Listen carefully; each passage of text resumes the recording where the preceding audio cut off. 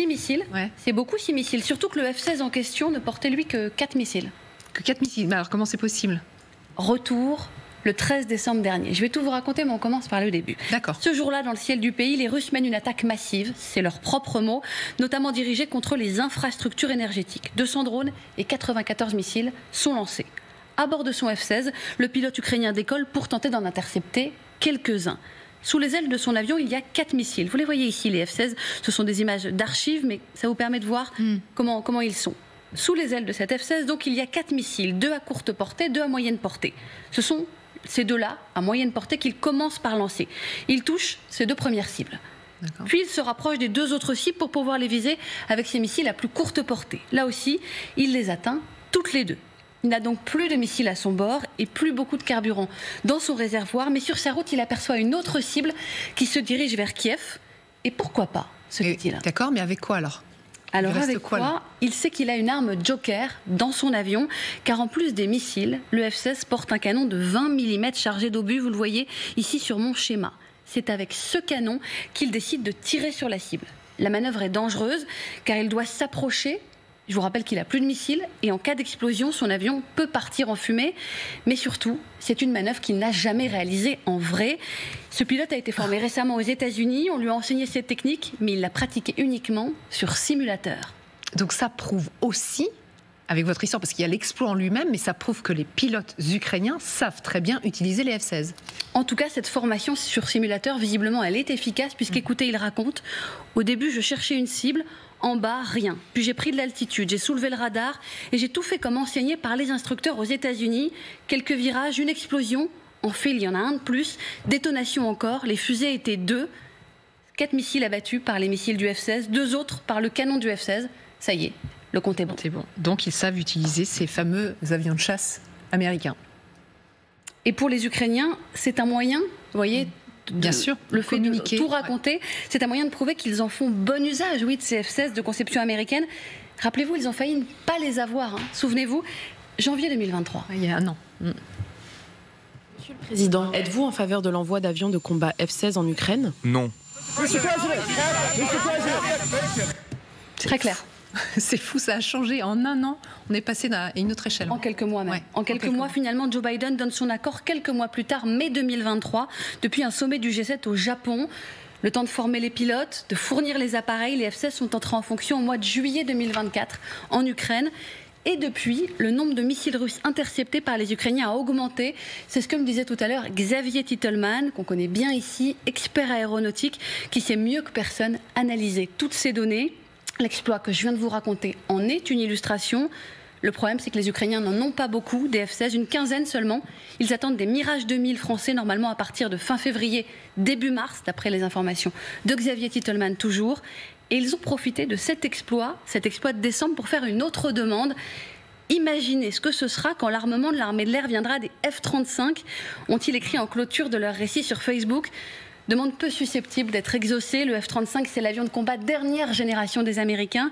Un appareil dont ils ne souhaitent pas trop voir partager les secrets sur les réseaux sociaux ukrainiens. Mais justement, merci beaucoup Laura. C'est hallucinant. Alors vous n'avez pas vu les réactions autour de la table quand vous racontiez cet exploit, parce que je vous regardais, vous savez bien. Oui, mais alors Magali Barthès était absolument estomaquée. C'est une première mondiale. Hein. On va pouvoir en parler plus précisément avec Gaëtan Poïs. Merci d'être avec nous aujourd'hui. Bonjour. Vous êtes journaliste défense pour Air et Cosmos. Est-ce que vous aussi, vous avez été impressionné par cet exploit quand vous l'avez lu ? Oui, en tout cas, parce que donc utiliser des missiles Sidewinder, donc les missiles courte portée comme expliqué, ou des missiles AMRAAM moyenne longue portée comme également expliqué dans la très belle description, eh bien oui, ça sur des missiles de croisière, ce n'est pas nouveau, c'est déjà arrivé. En revanche, les 2 derniers tirs au canon, là oui, il faut vraiment être très bien placé, très bien positionné. Le missile, s'il explose à une vitesse, donc les missiles de croisière habituellement actuellement volent à une vitesse subsonique, mais on parle quand même en centaines de kilomètres/heure, 900 km/h, 1000 km/h. Et l'avion qui se trouve derrière avec son canon de 20 mm, il se trouve quelques centaines de mètres derrière et il vole à une vitesse équivalente aussi et peut, si le missile explose, rentrer dans le champ de débris, voire même dans l'explosion et perdre justement, le pilote peut perdre le contrôle de son appareil. Les pilotes ukrainiens ont déjà connu ça. Un MiG-29 a déjà été perdu suite à l'ingestion de pièces métalliques d'un drone Shahed, je crois, à l'époque. Donc c'est là, il fallait vraiment, et il ne l'a pas fait une seule fois, il l'a quand même fait 2 fois. Donc chapeau au pilote, ça oui. Mais alors quand on vous écoute, on se demande presque s'il n'a pas pris trop de risques finalement, vu le prix d'un appareil et vu le peu de F-16 dont disposent les Ukrainiens. C'est comme à chaque fois, comme quand certains disent non, mais de tirer un missile à plusieurs millions d'euros sur un missile de croisière à quelques milliers d'euros, ça n'en vaut pas la peine. Mais si ce missile, c'est le missile qu'il fallait intercepter, se dirige sur un aéroport où il y a 4 F-16, eh bien là, ça vaut peut-être la peine de prendre le risque, parce que les F-16, il n'y en a pas beaucoup, c'était peut-être un stock de munitions, donc peut-être que le jeu en valait la chandelle à ce moment-là. On n'a pas encore les informations, je crois qu'on ne les aura jamais, ou du moins tant que la guerre continue. Oui, forcément. Colonel Isser-Vassal, les missiles F-16 sur le front ukrainien, intercepter des missiles? Alors oui, principalement, parce que c'est la menace principale. Aujourd'hui, ce n'est pas un avion d'appui au sol, même s'il peut le faire avec sa mitrailleuse, mais il ne le fait pas. Il a aussi des bombes, éventuellement, ou des bombes pour détruire des aéroports, enfin, faire toute une série de missions. Ce qui est très intéressant dans cette description, c'est le fait qu'il y a un état d'esprit. Et c'est vrai que vous savez que de l'armée de l'air, ça s'appelle des chasseurs, c'est le terme. Donc, quand vous faites de la chasse, vous êtes, c'est la cavalerie, vous voyez ce que je veux dire? Il y a une espèce d'état d'esprit, ce qui fait que le pilote, il a vu les opportunités, il n'a pas réfléchi, son instinct a fonctionné, et c'est un instinct, il est préparé à ça, bien évidemment, mais c'est l'instinct de la chasse, c'est l'instinct du combat, vous voyez ce que je veux dire? Et ça donne une valeur à l'armée ukrainienne. J'imagine qu'il y a d'autres armées qu'on sache, je sais que l'armée française, c'est l'état d'esprit qui développe. Le mot chasseur est très important. Et là, on voit toute la révélation de la qualité de l'homme dans la machine. Surtout qu'il y a un grand débat aujourd'hui, à cause des drones, à cause de tirer des choses, on explique que, quelque part, ça ne sert plus à rien d'avoir des pilotes à bord des avions. Ouais. Et on voit bien que là, pour le coup, s'ils avaient été qu'un robot qui avait dirigé la machine, il aurait tiré évidemment 1 ou éventuellement 2 dans une seule salve, la première, mais après il rentrait. Alors que là, l'homme a décidé de faire un truc qui était dangereux. Le fait que le canon vienne à une centaine de mètres tirer sur les missiles, ou sur les missiles de croisière, c'est extrêmement intéressant. C'est-à-dire que le gars, il prend un risque. Et ça, la machine, si la machine avait été à sa place, elle ne l'aurait jamais fait, au nom de « on ne prend pas de risque ». Gaëtan Poïs, c'est exactement l'une des questions que j'allais vous poser, parce qu'on l'a beaucoup entendu. Ce n'est pas Elon Musk qui le disait au mois de décembre, mais pourquoi risquer la vie pourquoi risquer la vie de pilotes dans ces F-16 alors qu'il y a des drones télécommandés, par exemple, ou des nouvelles technologies qui permettent de ne pas mettre en péril la vie de pilotes, la vie de soldats.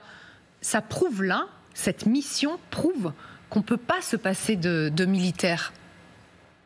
Oui, non. Alors, la polémique d'Elon Musk concernait le F-35, donc un appareil similaire, un avion de combat concrètement, furtif. Mais oui, en ce qui concerne les pilotes à bord d'avions de combat, là, c'est certain, à chaque fois, en tout cas pour l'instant, il est toujours hors de question d'avoir des forces aériennes de premier plan, l'armée de l'air et de l'espace, par exemple, l'US Air Force, vraiment dans les grandes forces aériennes à travers le monde, il est toujours hors de question d'avoir uniquement des avions de combat, que ce soit des avions de combat autonomes, donc sans pilote, ou télépilotés. Il y aura toujours des pilotes à bord d'avions de combat qui, à la limite, ordonneront à des avions, à des drones de combat autonomes de tirer sur des missiles, comme l'a très bien expliqué le colonel. Mais en revanche, il y aura toujours un ordre humain de tirer sur une cible quelconque, qu'elle soit en vol, qu'elle soit au sol. Donc oui, il n'y a pas pour l'instant, c'est hors de question de penser pratiquement dans les états-majors qu'une force aérienne, qu'une composante d'avion de combat ira au combat sans avoir un pilote dans un avion de combat, en tout cas. On sait que les F-16, évidemment, sont des cibles de choix pour les Russes. Ils sont utilisés où, les F-16 précisément? Pas sur la ligne de front. Non, pour l'instant, alors du moins dans les vidéos en source ouverte, puisque bien évidemment la force aérienne ukrainienne ne donne pas beaucoup d'infos sur où sont prépositionner les F-16, comment est-ce qu'ils les arment.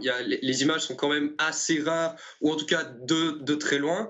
Mais pour l'instant, en tout cas, les informations qu'on a, c'est vraiment de la couverture aérienne, de la chasse aérienne, protection de l'espace aérien, avec des missiles, donc pour être précis, c'était les missiles IM-9L ou M Sidewinder courte portée, donc 18 km de portée au maximum, ou IM-120B AMRAAM, là on est sur jusqu'à plus de 75 km de portée, et pas de bombes, pas de missiles de croisière, pour l'instant pas de frappe au sol, en tout cas c'est vraiment sur les arrières ukrainiens pour protéger, on soupçonne pour protéger Kiev ou Lviv. Exactement, plutôt à l'ouest du pays. Donc Jean-Antoine Duprat, les F-35, effectivement, c'est hors de question.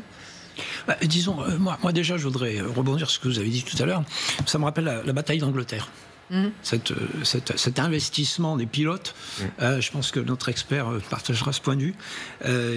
Ils ont gagné la bataille d'Angleterre contre des forces aériennes allemandes qui, sur le papier, étaient supérieures. Alors, pour ce qui est des F-35, je ne sais pas si effectivement les Américains vont relâcher des F-35. Déjà, il faudrait qu'ils leur donnent peut-être plus de F-16. Nous, on a annoncé des Mirages. Ouais. Les Ukrainiens aussi réclamaient des Rafales. Donc, qu'est-ce qui se serait passé si le pilote avait été aux commandes d'un Rafale? Je pense qu'il aurait obtenu des résultats aussi très significatifs, parce que le Rafale est même je parle sous votre contrôle, mais le Rafale est quand même un avion, notamment en matière de guerre électronique, etc., de radar, qui est quand même beaucoup plus performant que le F-16. Donc c'est important, mais ça montre aussi quelle est l'importance d'avoir une dimension aérienne dans ce conflit, ce que les Ukrainiens réclament depuis le départ, ce qu'on a mis très longtemps à leur donner. Et là, maintenant, ça fait la différence. Et cet exploit que vous avez fort bien relaté, ça démontre effectivement cette utilité. C'est très important pour les Ukrainiens de pouvoir dire ça. Nous avons le matériel et nous avons des gens capables de l'utiliser à bon escient.